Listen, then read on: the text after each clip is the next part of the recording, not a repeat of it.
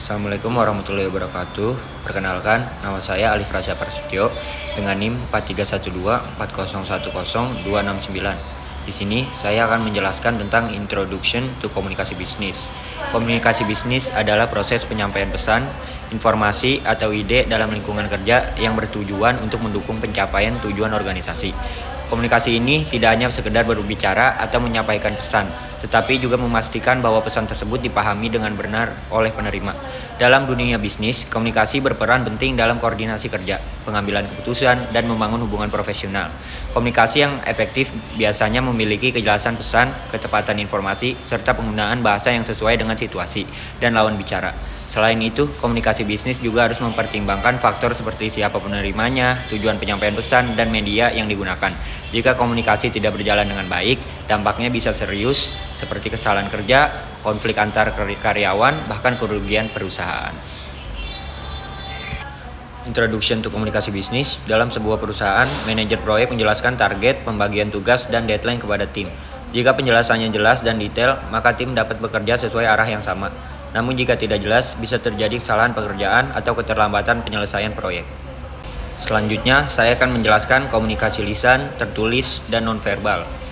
Yang pertama, ada komunikasi lisan, adalah komunikasi yang dilakukan secara langsung melalui ucapan. Komunikasi ini memungkinkan adanya interaksi dua arah dan respon cepat, sehingga sangat efektif untuk diskusi, rapat, atau negosiasi.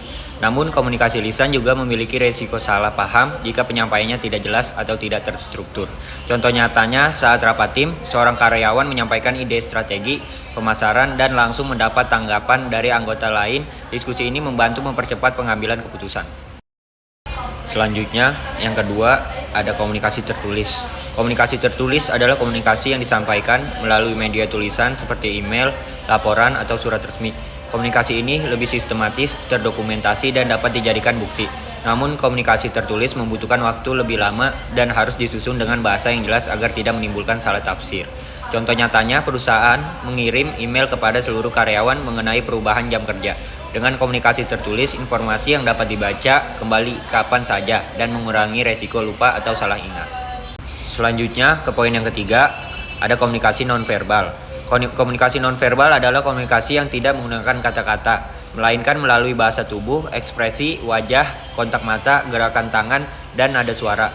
Dalam banyak situasi, komunikasi nonverbal justru lebih berpengaruh karena dapat memperkuat atau melemahkan pesan yang disampaikan secara lisan.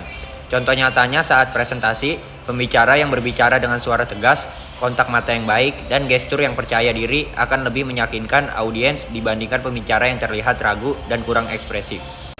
Baik, ke pembahasan yang selanjutnya, komunikasi internal dan eksternal organisasi. Dalam organisasi, komunikasi dibedakan menjadi komunikasi internal dan eksternal. Yang keduanya memiliki peran yang sangat penting. Komunikasi internal, ada yang pertama adalah komunikasi yang terjadi di dalam organisasi, baik antara atasan dengan bawahan maupun antara sesama karyawan.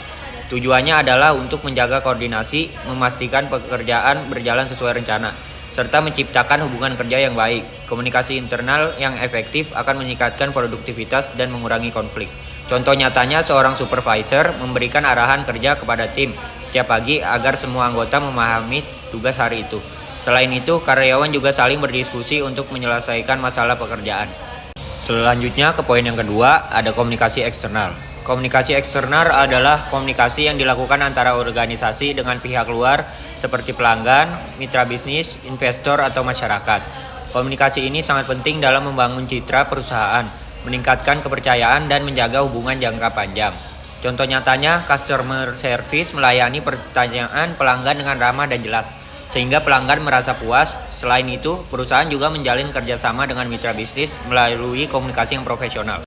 Selanjutnya, ada kesimpulan. Secara keseluruhan, komunikasi bisnis merupakan elemen penting dalam organisasi karena berperan dalam kelancaran kerja, pengambilan keputusan, dan hubungan profesional. Bentuk komunikasi seperti lisan, tertulis, dan nonverbal harus digunakan secara tepat, serta didukung oleh komunikasi internal dan eksternal yang baik agar tujuan organisasi dapat tercapai secara efektif. Sekian penjelasan dari saya. Bila ada kesalahan, kurang lebihnya mohon maaf. Wassalamualaikum warahmatullahi wabarakatuh.